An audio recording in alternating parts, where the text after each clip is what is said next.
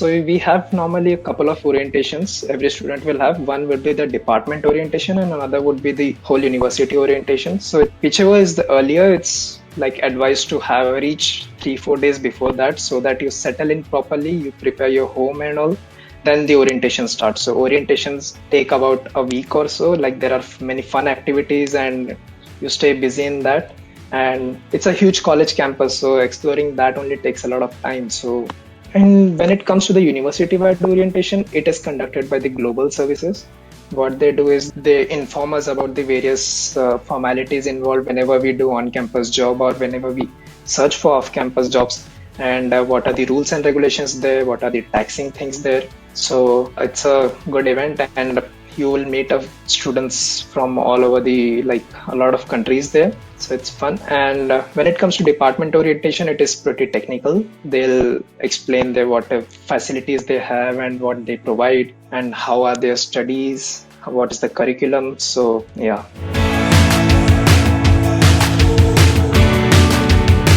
To keep a buffer between getting involved in orientation and setting up your home, bringing in furniture and all those things. So it takes around approximately 3-4 days would be fine.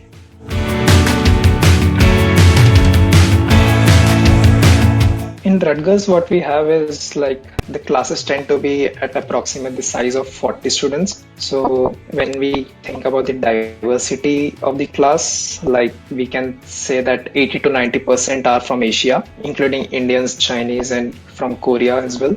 And when it comes to from India, I cannot say, but approximately maybe 30%. Yeah, but it varies, so it's not exactly.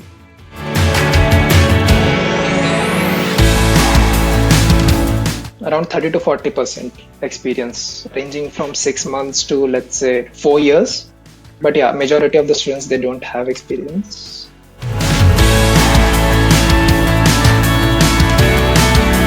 The best part of the university is they want students to get involved in the extra activities. They have a ton of events, there's an event every day. But yeah, definitely we don't get time to get involved in those things. And it's a good thing to make yourself involved in some student groups or let's say some recreational activities like playing some sports and joining a club. So a weekly once or twice, it's a good thing. It refreshes our mind. For me, initially it's tough to get time. It depends on how much course load you have. Again, the studies comes first and then these things. When it comes to me, I play a lot of soccer there. It's just weekly once or twice, not much.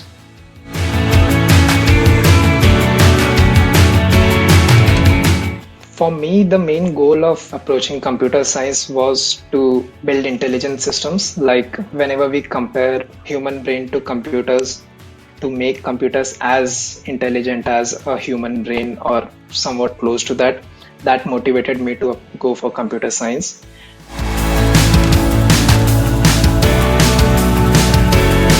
So weekly, normally we graduate students tend to take around 3 courses. So if we are taking 3 courses weekly, I think we'll have around 4 to 5 lectures. Each subject will have a 3-hour lecture per week. Assignments tend to take 2 or 3 days for each subject. So my weekly schedule was more of a just go to college and attend classes and then come back and finish the assignments as soon as possible. So that was the primary motive.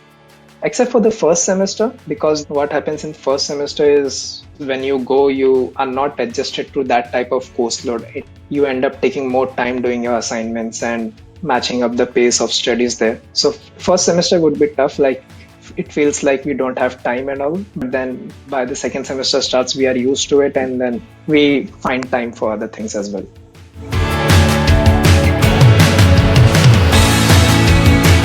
For computer science degree, we have 30 credits. 30 credits as in 10 courses. Out of that, mandatory are 2 or 3 courses. And those we end up taking in the first semester only. So a lot of freedom after that. But yeah, there are other various categories depending upon what specialization are you going to take. So it sounds like we have 7 elective courses. But then again, the specialization depends on type A course or type B course or type C course.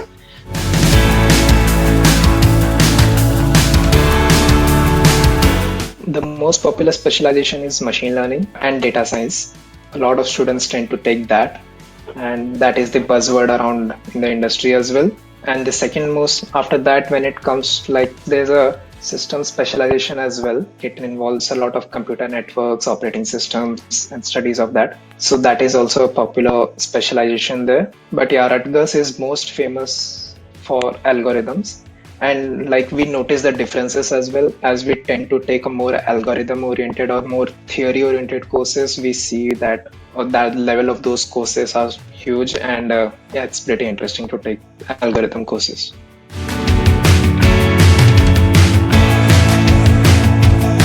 Let's say you want to switch to a stream B. So it depends on the requirement of B. Like you can even transfer your credits of the current course which you will take. I think you can switch till the end of your second semester. After that, it's not possible.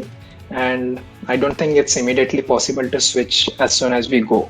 But yeah, grades tend to be a big factor, and you should have a valid reason for why you want to switch. But in the end, it's flexible. You can switch.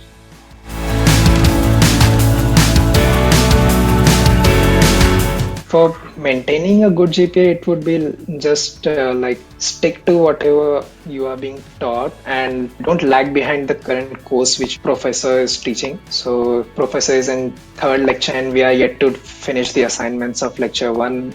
So that becomes an issue, because what happens is after 2-3 months into the semester, the course load shoots up pretty high and it gets difficult to catch up. That's why it's maintained to be at the same level as a professor is teaching. So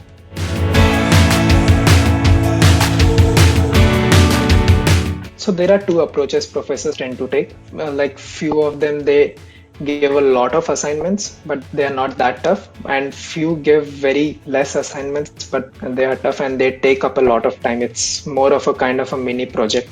So it's not possible to generalize the structure of a course or the structure of the assignments. It's more of like what professor want to give, and how professor wants to approach. But it's not impossible, I should say. But yeah, like few courses do get tough.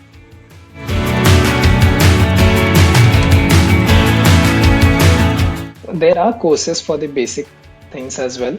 But yeah, like if a student is very much focused that he or she wants to do this specialization and wants to pursue this course only, then there's no harm in preparing. Of course, it will keep you a step ahead of others. But yeah, like it should not be said that if you are not prepared, then you are not standing anywhere. There are basic courses which will get you up, and it all depends how we perform after coming here.